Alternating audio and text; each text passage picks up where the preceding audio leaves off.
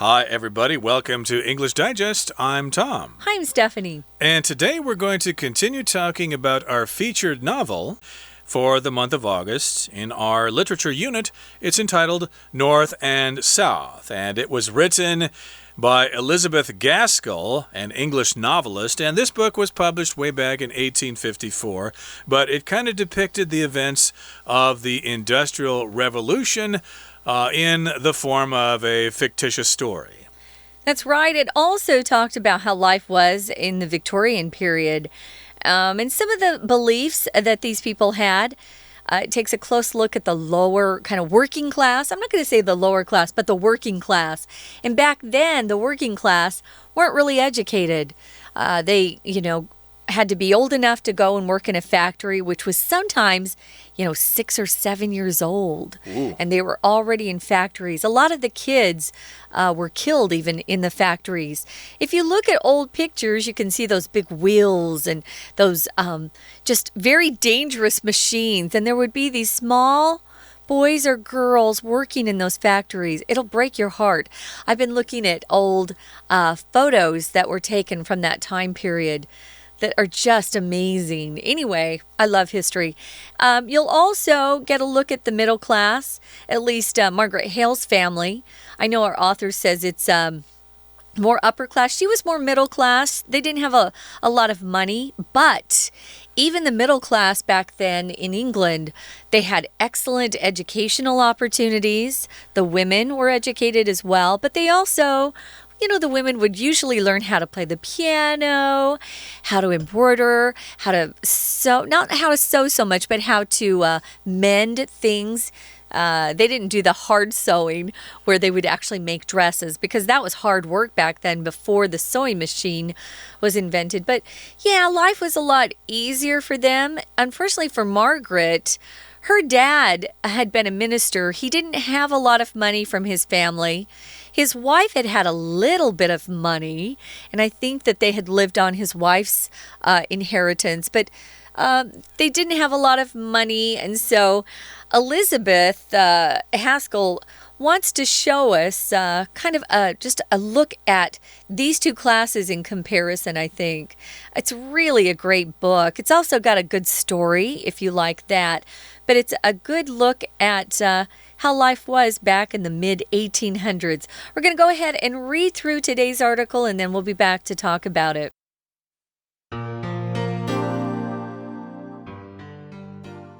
Elizabeth Gaskell, née Stevenson, was born in England in 1810. Gaskell's mother died when Gaskell was a baby. She was raised by her aunt in a charming country town.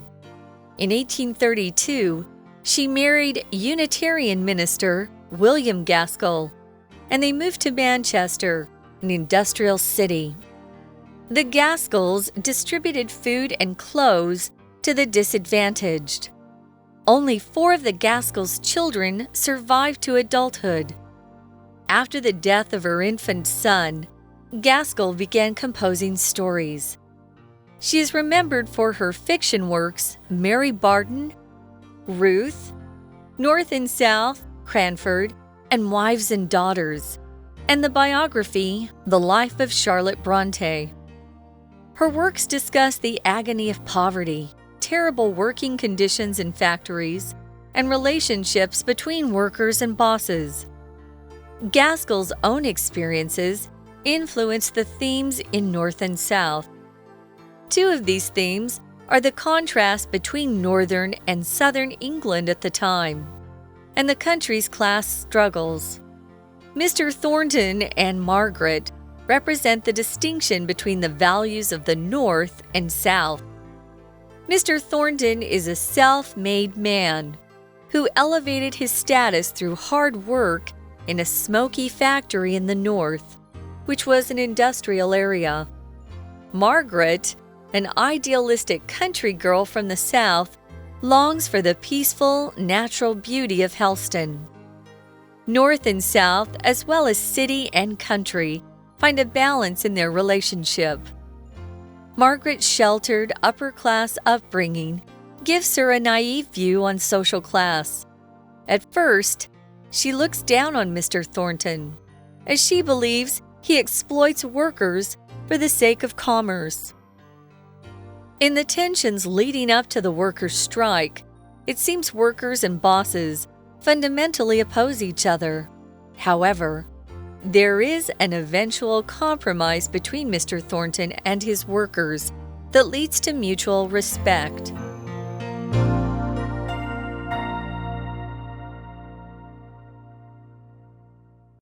Okay, let's get to it. Let's discuss the contents of today's lesson. Again, it's all about the novel North and South, an exploration of class struggles.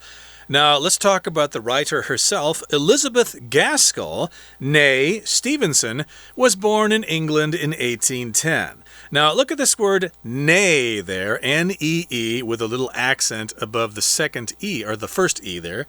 Née. That's from French. It just means born. Okay, so she was born with the name Stevenson, but after she got married, she took her husband's name, Gaskell. So Elizabeth Gaskell, who was born Elizabeth Stevenson, was born in England way back in 1810. Now, Gaskell's mother died when Gaskell was a baby, so I guess Elizabeth Gaskell never knew her mother because her mother died when she was just a baby. This seemed to happen a lot during those times. Parents would die, children would die. We kind of take it for granted now that we have most of our siblings around, if not all of them, and our parents. But hey, back in those days, it was very common for people to pass away from whatever disease. Yeah, childbirth was really dangerous back then, guys. And then once the baby was born, it was lucky to survive to the age of 2 or 3. So, yeah, life was hard back then. Now, Elizabeth was raised by her aunt in a charming country town. Now, that sounds like Helston to me. Helston is fictional, as is Milton. They're not real towns. But Helston sounds like she was basing it on the charming country town she grew up in. So in 1832, that's when she got married at the age of, 22. She married Unitarian minister William Gaskell. Unitarian is a type of Christianity. The reason why they call it Unitarian is they believe that there is only one God. There's no Holy Spirit or Jesus Christ. It's just one God, and they put them under one umbrella, you could say. So she married a minister. Sounds just like Mr. Hale, too. His name was William Gaskell, and that's when they moved to Manchester. Very interesting. So her own life was in some ways quite similar, wasn't it? So she moved to Manchester, which was a really big, dirty, industrial city, and this was after she got married. And one of the things you'll see Margaret Hale do in the book is she is always thinking about the working class and how she can help them because she feels, a little bit superior to them, even though she has no money, right? But she'll take a basket and bring by food to some of the families there that have a lot of kids, and you'll see that they need the food. A lot of them don't have enough to eat even. Right, so the Gaskells there, William and Elizabeth, they distributed food and clothes to the disadvantaged, to the poor people. So to distribute as a verb just means you kind of give it out to different people in different places. You may talk about your company's distribution, how you deliver your products out to various locations. To distribute is the verb, distribution is the noun. So they distributed or gave out food and clothes to poor people, the disadvantaged, and only 4 of the Gaskells' children survived to adulthood. Now, that would be a major blow to most families to lose 4 of your children. Yeah. Only 4 of them survived to adulthood, so it means that there were other ones that passed away. And that's pretty sad there, but I guess that was quite common in those days. It was very common for families to lose a child when they were children because there were various diseases and it wasn't safe and stuff like that. So indeed, only 4 of their children were able to grow to become full adults. You can imagine how hard that is on parents, right? To lose a child. So, after the death of her infant son, infant is a baby that I would say is between just a newborn, just being born, to, I don't know, I would say 6 months. Those are still infants. Boy, she had a hard time. And to get away from her sadness, she actually started writing stories at that point in her life. She began composing stories. You can compose stories and poetry. You can also compose music. And she's remembered for these different works of fiction here. Mary Barton, I haven't read that. Ruth, I haven't read that either. North and South, which is her most popular book. Cranford. And this one here, Wives and Daughters, was quite popular. It's probably her second most popular book. And then she also wrote the biography of the life of Charlotte Bronte. And though there were several people who went on to do this, to write biographies about the Bronte sisters, she was the first one to do it. And those are all very interesting, especially how she writes the biography of Charlotte Bronte. She tends to only write about the positive things of Charlotte's life, probably thinking that, wow, if I die and someone writes my biography, I hope they're kind to me. Okay, so I guess we don't get to learn about her dark side through Elizabeth Gaskell's work of nonfiction about Charlotte Bronte, but I did want to say that the life of Charlotte Bronte sounds like a work of nonfiction, whereas the other ones are works of fiction. They are novels, Mary Barton, Ruth, North and South, etc., etc.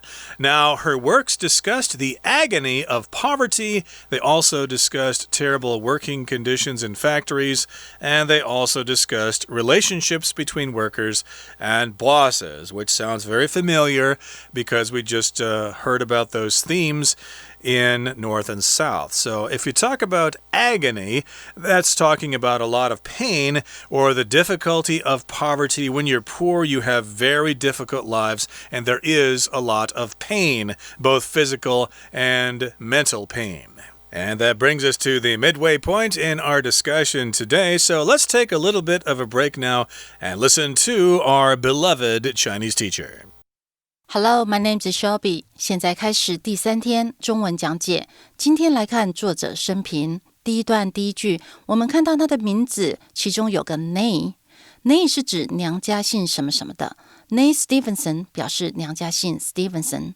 作者呢是在迷人的小镇中长大，嫁给 Unitarian 牧师，后来搬到曼彻斯特。Unitarian 是一种教派，认为上帝只有一位。到第5句，他们会分食物给弱势的群组 ，distribute 分配 to the disadvantaged 给所有的弱势。The 加形容词表示所有这种特质的人 ，the rich 指所有的有钱人 ，the aged 指所有的老人。在年幼的儿子去世以后，他开始创作故事。到第7句的后面 ，compose stories，compose 作诗、作曲或使平静，所以 composes poetry 写诗 ，compose herself 使他自己静下心来，也可以写成被动 ，is composed of 表示由什么组成。他因为很多小说被世人记得，像玛丽·巴登等等。到第9句。他的作品探讨了贫穷的痛苦 ，agony 是痛苦 ，it was agony 真是凄惨啊。另外，我们再介绍一个也是痛苦的生字 anguish，A-N-G-U-I-S-H。agony 可以指身体上，也可以指精神上的痛苦 ，anguish 比较侧重精神上。We're going to take a quick break. Stay tuned. We'll be right back.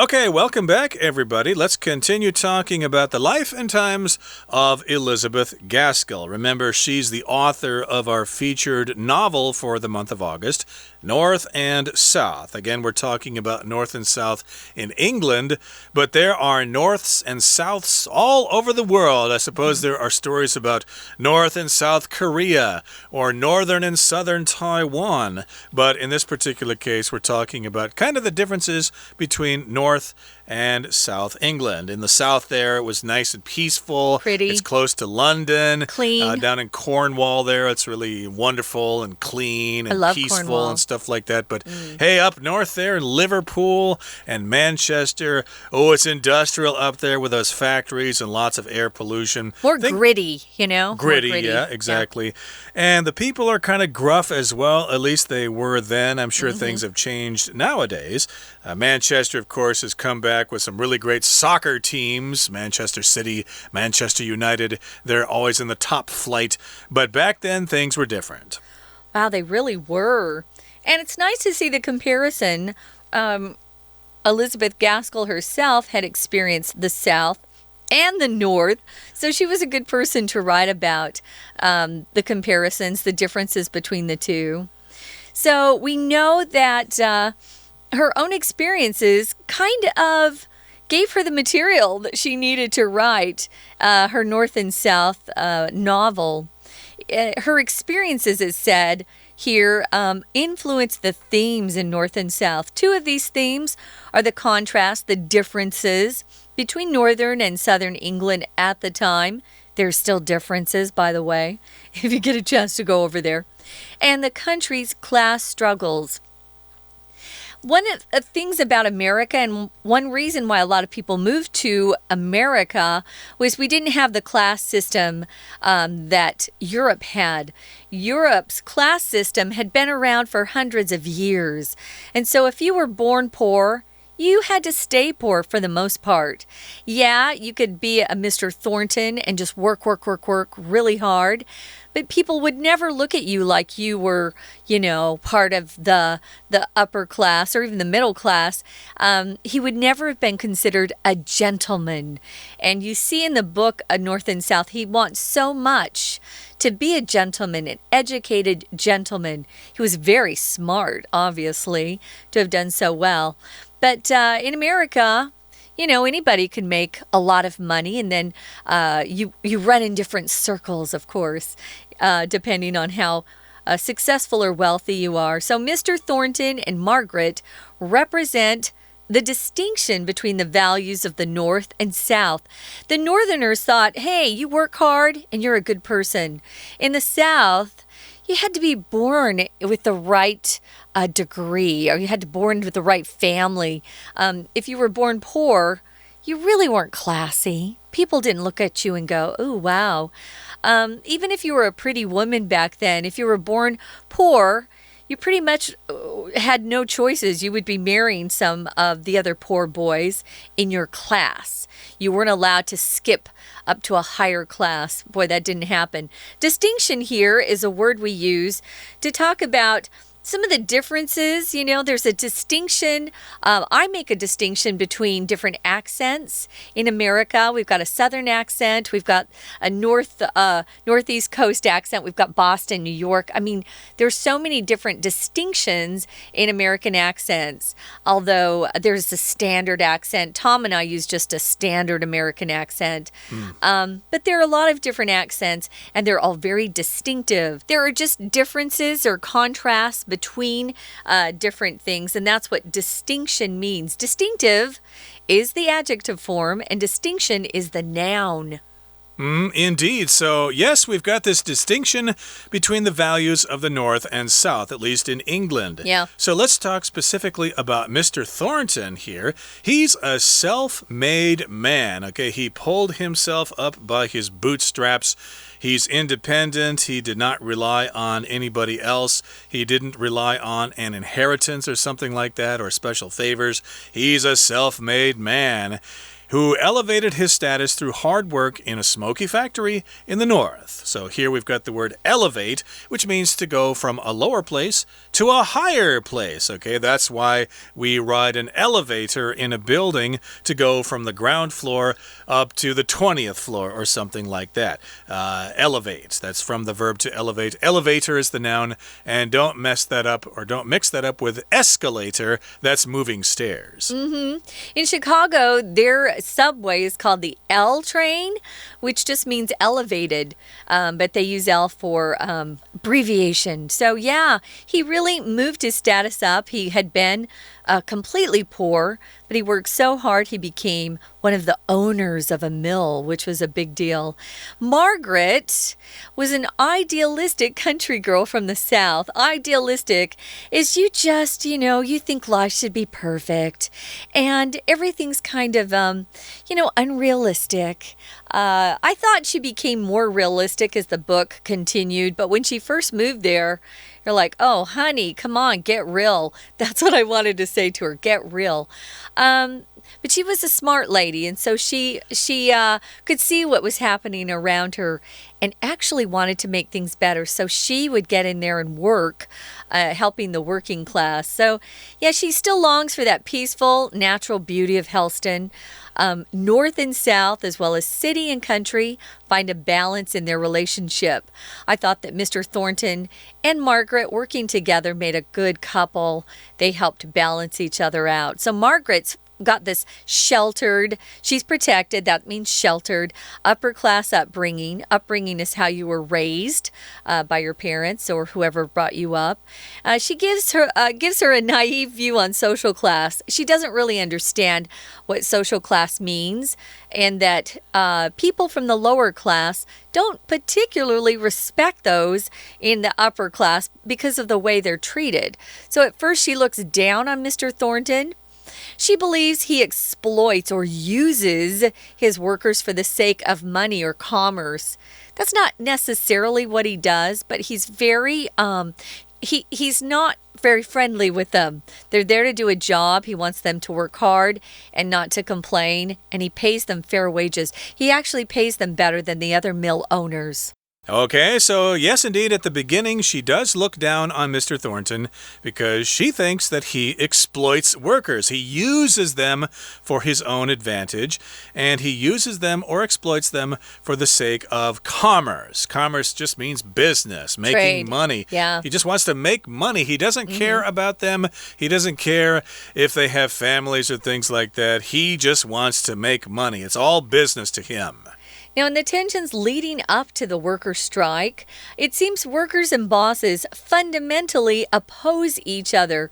Fundamentally means with the most basic issues, they're on different sides. So fundamentally just means in central or primary respects, they don't agree there. So, there is an eventual compromise between the two of them. If you compromise with someone, it means you have different positions on something, but if you give a little bit and the other side gives a little bit, those are called concessions. You give in, give a little bit, then each side walks away happy. It's a win-win for both sides. So you might want to compromise with your enemies sometimes if it will help resolve a problem. But I also don't think you should compromise your principles, things that you believe are very, very important to you. Don't ever compromise. Stay true to yourself. But if you're negotiating, especially in a business deal, if you give a little bit and the other vendor gives a little bit, you'll both walk away with a good deal. Hopefully you both get a good deal and you both are happy. And that seems to be how the story ended here. It seems like there was a happy ending to this story. So if you like a happy ending, then North and South might be the novel for you. And like I said earlier, you can probably get this book online for free somewhere. Okay, that brings us to the end of our explanation for today. Let's listen once again to our Chinese teacher. 第二段接着来看他写作的主题。他的经历影响了书的主题。第二句，其中两个是北部与南部的对比，以及阶级抗争。桑顿和玛格丽特分别代表南北方。第三句中间 represent the distinction， represent 代表象征， distinction 差别特色 A writer of distinction 有声誉的作家。桑顿先生白手起家，玛格丽特是理想主义的乡村女孩。第4句，她提升自己的地位，透过辛勤的工作 self-made 白手起家的。 Elevate 是举起提高。比赛前教练说话帮我们打气 His words elevate our spirits 他的话使我们精神为之一振。第5句，玛格丽特向往和平的自然美丽。动词 long for 渴望渴求 long for the natural beauty 表现出玛格丽特单纯的理想主义者特质，和桑顿工业背景相差甚大。第6句，看一下 as well as 的用法。as well as 以及可以当作连接词，后面加上名词，例如说他收到一部车和其他礼物 He received a car as well as other gifts。 但连接主词的时候要注意，是 as well as 前面的部分才是主词，后面部分不是哦。动词配合时要注意单复数。在这句当中呢，主词是 north and south，不含 city and country。 第3段，玛格丽特受到保护的上流社会好教养，使她有着天真的看法。句子当中的 naive N-A-I-V-E 虽然翻译成天真的，但是它是一种太容易相信别人，以为世界是简单而公平的，有幼稚的成分。好，第2句，起初呢，他看不起桑顿先生 look down on somebody轻视 look down on burglar 就是瞧不起盗贼。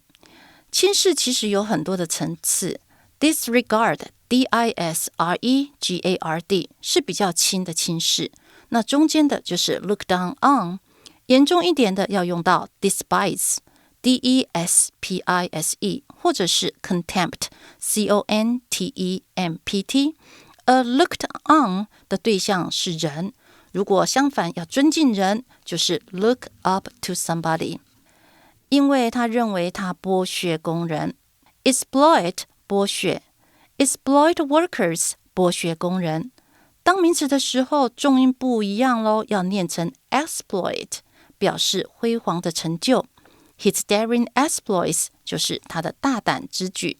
第3句，在导致工人罢工的紧张局势中 lead up to something 是作为什么什么的先导， tension 紧张导致了 the workers strike 工人罢工。